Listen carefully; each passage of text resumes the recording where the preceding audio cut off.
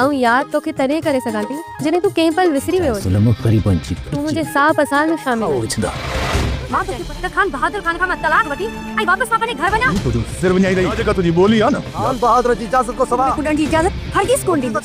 तोखे तकु खण अस्सलाम वालेकुम हाज़रीन ऐं नाज़रीन। ड्रामा सीरियल वेरन जी बस्ती। दोस्तों वेरन जी बस्ती ड्रामे जी नई अपडेट तव्हांखे ॿुधाईंदा हलूं। नई अपडेट आख़िर छा आहे, वेरन जी बस्ती कंफर्म डेट कहिड़ी आहे, कहिड़ी डेट ते अचण वारी आहे जी पहिरीं एपिसोड। छा पहिरें रमज़ान शरीफ़ खां ड्रामे जी पहिरीं एपिसोड स्टार्ट थींदी या ईद जे पहिरें ॾियारे ते जेको आहे ड्रामो ॾेखारियो वेंदो वेरन जी बस्ती।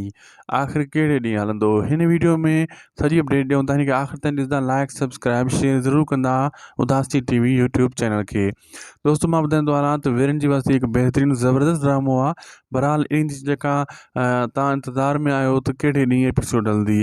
दोस्तों ॿुधायो पियो वञे कंफर्म डेट न मिली आहे हिन टाइम ते भई, छो त हुननि टीज़र त ॾिना, प्रोमो बि नाहे ॾिनो। प्रोमो मेन शइ हूंदो आहे, प्रोमो तमामु जल्द इन जो प्रोमो रिलीज़ कयो वेंदो ॿुधायो पियो वञे।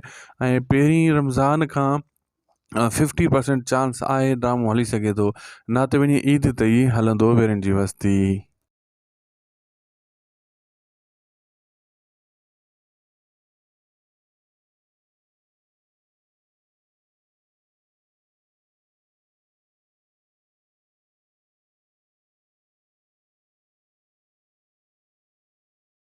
तहूं ई वक कंदो आहे। जिन तुंहिंजो इहो हशर कयो आहे, पंहिंजी चुर्च ते इहो कमु कयो आहे। हक़ वकील आहे, तोसां ज़रूरु इंसाफ़ कंदो। तोही पंहिंजी जान बचाइण जे लाइ ये जेके सरदार पंहिंजा वॾड़ा आहिनि न